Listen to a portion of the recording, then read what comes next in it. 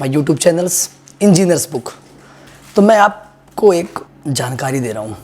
आप अपने घर का या किसी के भी घर का या किसी भी प्रकार का एस्टीमेट निकलवा रहे हैं, कोई ज़रूरत नहीं है किसी इंजीनियर के पास जाने की, किसी से पूछने की या कहीं जाने की। बिल्कुल कहीं जाने की ज़रूरत नहीं है। आज मैं आपको फुल जानकारी फ्री ऑफ कॉस्ट एक एस्टीमेट ऑफ प्रोजेक्ट कास्ट या कह लें या किसी प्रोजेक्ट का एस्टीमेट कैसे बनाते हैं, किसी प्रोजेक्ट का एस्टीमेट हम कैसे निकालते हैं, उसका क्या प्रोजेक्ट होना चाहिए।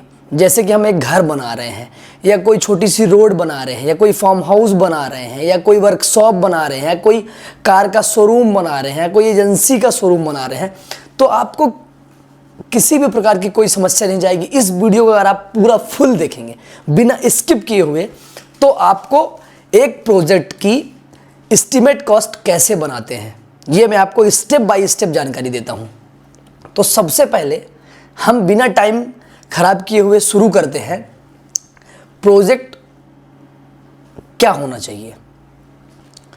सबसे पहले प्रोजेक्ट का स्पेसिफिक ही होना चाहिए। रिक्वायरमेंट क्या होना चाहिए, रिसोर्स क्या होना चाहिए, एक्टिविटी क्या क्या होना चाहिए, एक प्रोजेक्ट में कंसीडर क्या होता है, एस्टीमेट तैयार होता है। प्रोजेक्ट का नेचुरल चीज़ें, नेचुरल इन्वायरमेंट डिसाइड होना चाहिए। तो ये एक एक स्टेप में मैं आपको बताऊंगा भी और डिफाइन भी करता जाऊंगा। तो सबसे पहला जो टॉपिक है, तो आप बिल्कुल ध्यान से, अगर आप कोई प्रोजेक्ट रिसेंटली कोई घर बनवा रहे हैं या कोई एजेंसी खोल रहे हैं या कोई शोरूम खोल रहे हैं, तो उसका एक जो प्रोजेक्ट कास्ट होता है तो वो कैसे निकालिए, आप नोट डाउन करते जाएंगे। तो सबसे पहले जो होता है डिफाइन द प्रोजेक्ट स्कोप। क्या होता है? Define the project scope. सबसे पहले प्रोजेक्ट का स्कोप क्लियर होना चाहिए कि प्रोजेक्ट कैसा है, किस तरीके से काम करेगा, हमारे किस तरीके से काम आएगा, क्या क्या इंक्लूड चीज़ें होनी चाहिए और क्या क्या एक्टिविटी होनी चाहिए। तो सबसे पहला टॉपिक हुआ डिफाइन द प्रोजेक्ट स्कोप। अब दूसरा टॉपिक हुआ break down the project. Project में क्या क्या रुकावटें आएंगी और किस किस माध्यम से रुकावटें आएंगी। ये भी चीज़ बहुत ज़रूरी चीज़ है जो कि लोग ध्यान नहीं देते। प्रोजेक्ट तो शुरू कर देते हैं लेकिन ये नहीं सोचते हैं कि बीच में हम किस समस्याओं से परेशान होकर प्रोजेक्ट रुक जाएगा।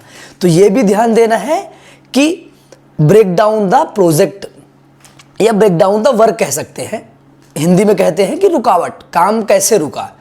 तो इसके लिए प्रोजेक्ट का अलग अलग स्मॉलर टास्क होते हैं, अलग अलग टास्क होंगे, वो ध्यान देना। जैसे कि इक्विपमेंट, क्या क्या मशीनरी यूज़ होंगी, क्या क्या मटेरियल यूज़ होगा, क्या क्या रिसोर्सेज यूज़ होंगे, लेबर कॉस्ट कैसे होगी, मटेरियल कॉस्ट क्या होगी।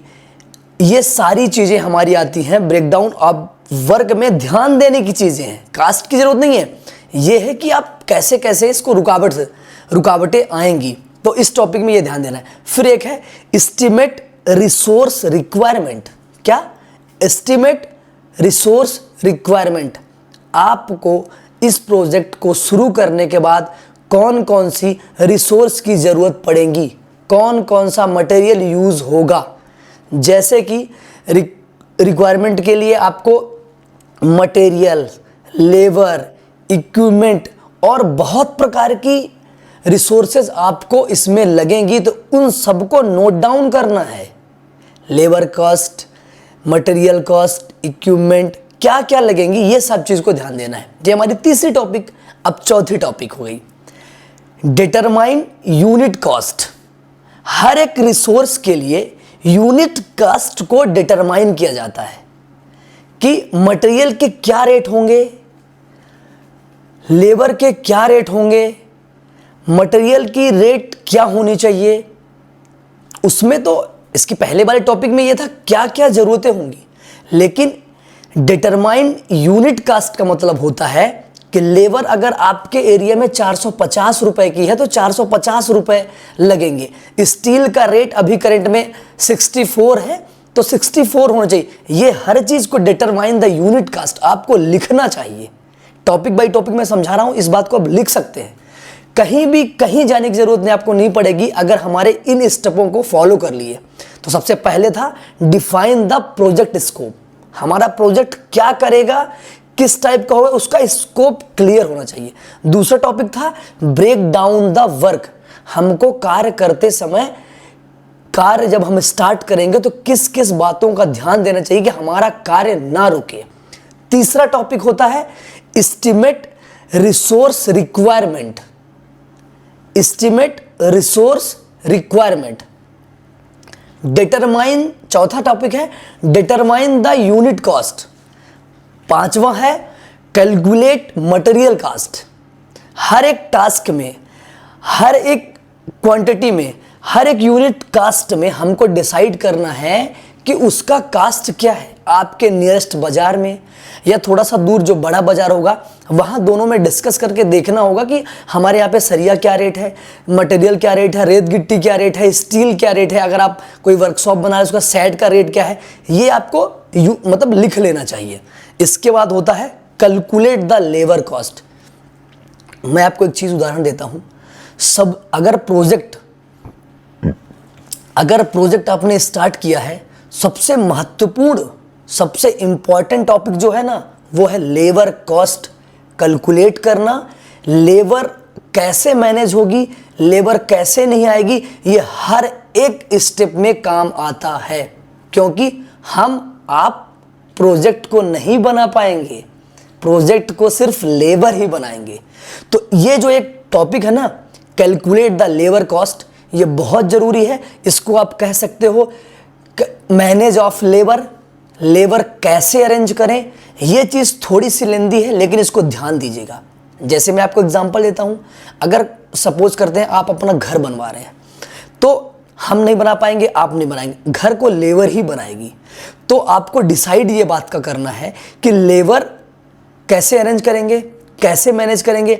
अगर आप किसी को कॉन्ट्रैक्ट दे रहे हैं तो भी ठीक है, अगर आप सिर्फ लेबर अरेंज कर रहे हैं तो भी ठीक है, लेकिन लेबर होना बहुत इंपॉर्टेंट है। और पूरा starting to ending, top to bottom labour काम करता है, इस बात का आपको ध्यान देना है। इसलिए स्टार्टिंग में लेबर का विशेष ध्यान देना है। और यह बहुत महत्वपूर्ण एक पॉइंट होता है कि जो हमें प्रोजेक्ट में लेबर के थ्रू, लेबर की वजह से प्रोजेक्ट में बहुत प्रॉब्लम्स आती हैं। लेबर, उसकी बहुत सारे एक्सक्यूजेस होते हैं। उनके घर में कोई प्रॉब्लम हो गई, लेबर नहीं आई, कोई बड़ा त्यौहार दिवाली होली आया, लेबर नहीं आई। ये सारी चीज़ को मैनेज करना और ध्यान में देना है कि हमें लेबर से कैसे मैनेज करना है। लेबर बहुत महत्वपूर्ण वो जो होती है, वो लेबर आपको ध्यान देना है। फिर दूसरा होता है कैलकुलेट इक्विपमेंट कॉस्ट। हर एक टास्क के लिए रिक्वायरमेंट इक्विपमेंट का यूज़ होता है। जैसे कि कोई भी इक्विपमेंट होता है वो रेंट में आएगा, या तो घंटे में आएगा, या तो रेट बेसिस पे आएगा, ये मंथली बेसिस पे आएगा। ये भी आपको बहुत महत्वपूर्ण टॉपिक है। इसको फिर से दोहरा देता हूँ, कैलकुलेट इक्विपमेंट कॉस्ट। आपके प्रोजेक्ट में जो हमें मशीनरी छोटी छोटी यूज़ होती हैं वो रेंट में आप ले रहे हैं, या खुद सेल्फ परचेस कर रहे हैं, या घंटे में आ रही है, कि डेली बेसिस में आ रही है, कि मंथली बेसिस में आ रही है, ये आपको भी नोट डाउन रखना है। ये भी एस्टीमेट का बहुत अच्छा एक पार्ट है जिससे आप कॉस्ट को बचा सकते हैं। थोड़ा रिसर्च करेंगे तो कॉस्ट आगे पीछे हो जाएगी, लेकिन एस्टीमेट कॉस्ट में इसका एक विशेष ध्यान देना है। दूसरा है add overhead and agencies. Project को ओवरहेड और कंटिन्यू इंक्लूड करने के लिए प्रोजेक्ट मैनेजमेंट, इस टॉपिक के बारे में आपको समझाता हूं। Ads, overheads, agencies. जैसे कि आपने प्रोजेक्ट शुरू तो करेंगे, लेकिन आप अकेले तो प्रोजेक्ट नहीं करेंगे, उसके लिए आपको किसी सुपरवाइजर की जरूरत पड़ेगी, सुपरविजन के लिए, किसी आर्किटेक्ट इंजीनियर के लिए, या कि उसमें अलग अलग चीज़ें इन्वॉल्व होंगी। तो जो उसमें ये भी इंक्लूड करना है आपको, कि जैसे कि सुपरविजन के लिए इंक्लूड करते हैं हम किसी, इसमें project management, supervision, admin, expenses, ये सारी चीज़ भी इस टॉपिक में क्लियर होता है। फिर एक आता है समरीज कॉस्ट। हर एक पैकेज को तैयार करने के लिए कैलकुलेट किया जाता है समरीज, कि टोटल प्रोजेक्ट का कॉस्ट क्या होता है। इस टॉपिक पे थोड़ा ध्यान देना है कि इसका हम फिर से नाम लेते हैं समरीज कास्ट। इसका हम सारांश कह सकते हैं कि कंप्लीट प्रोजेक्ट कॉस्ट। आखिरी में इन चीज़ में अलग अलग चीज़ आपको एक समरी बना सकते हैं कि हम labour cost, material cost, unit cost, expenses cost, rental की जो समरी थे वो एक समरी बना के भी आप थोड़ा थोड़ा नोट डाउन करते जाएंगे। फिर तो इसमें आपको समरी नोट डाउन करना है। इसके बाद रिव्यू एंड एडजस्ट, ये भी एक अच्छा टॉपिक है। आपने अलग अलग चीज़ें लिख ली, लिखने के बाद आप खुद या किसी और लोगों से उसमें रिव्यू लीजिए कि मैंने निकाला है क्या सही है। अपने ही कज़न ब्रदर जो उस प्रोजेक्ट के बारे में रुचि रखते हो उनसे आप एक बार जाके पूछ सकते हैं। रिव्यू एंड एडजस्ट, खुद एक एडजस्ट कर सकते हैं उस कास्ट के बारे में, थोड़ा रेट आगे पीछे हो जाएगा। तो ये भी है, रिव्यू एंड एडजस्ट बहुत ही ज़रूरी है कि आप समरी बनाने के बाद खुद से एक बार रिव्यू करें, कास्ट हमने सही बनाई है या कोई चीज़ होती है। फिर मॉनिटर एंड कंट्रोल कास्ट, ये भी एक अच्छा टॉपिक है। मॉनिटर एंड कंट्रोल कास्ट, आप सिर्फ उस प्रोजेक्ट को मॉनिटरिंग करके खुद टाइम टू टाइम डिसाइड करके आप एक प्रोफेशनल इंसान होंगे, लेकिन फिर भी दूसरे को हायर करके रखे हैं, लेकिन फिर भी आप एक बार उसको प्रोजेक्ट में जाइए, देखिए, समझिए और मॉनिटरिंग करिए। उससे भी कास्ट थोड़ा आगे पीछे होगा, आपके वर्क में इम्प्रूवमेंट आएगा, बजट के साथ कंपेयर होगा कि हमने जो सोचा था मॉनिटरिंग से आपका बजट थोड़ा सा कम हो सकता है। ये सारे स्टेप हैं, तो मैं एक बार सारे स्टेप का आपको नाम ले लेता हूं, तो आप एक बार नोट डाउन कर सकते हैं। स्टेप बाय पहला स्टेप है define the project scope, break down the work, estimate resource requirement, determine the unit cost, calculate the material cost, calculate the labor cost, calculate the equipment cost, add overhead and contingencies, summaries cost, review and adjust। ये सारे step को follow करके आप एक अच्छा project का एक अच्छा एस्टिमेट बना सकते हैं। किसी के पास जाने की बिल्कुल ज़रूरत नहीं है, बस आपके दिमाग में होना चाहिए, प्रोजेक्ट क्लियर होना चाहिए कि प्रोजेक्ट में हम करने क्या जा रहे हैं, मतलब और प्रोजेक्ट का स्कोप क्या होता है, उसमें चीज़ें क्या क्या लगेंगी, ये आपको नोट डाउन करना होगा और सबके रेट एनालिसिस करने होंगे, रिसर्च करने होंगे। और जो मैंने चीज़ें आपको बताई है वीडियो में वो सारे जो नोट डाउन करके आप एक प्रोजेक्ट का अच्छा कॉस्ट, सस्ता कॉस्ट बिना कोई इंजीनियर के आप बना सकते हैं इन स्टेप को फॉलो करके। अधिक जानकारी के लिए आप हमसे सिविल के किसी भी प्रोजेक्ट के बारे में जानकारी ले सकते हैं। हम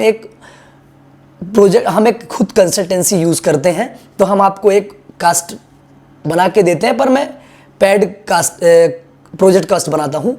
तो आप किसी के पास जाने की ज़रूरत नहीं है, किसी को प्रोजेक्ट का पैसा देने की ज़रूरत नहीं है, आप खुद एक अच्छा प्रोजेक्ट कास्ट बना सकते हैं।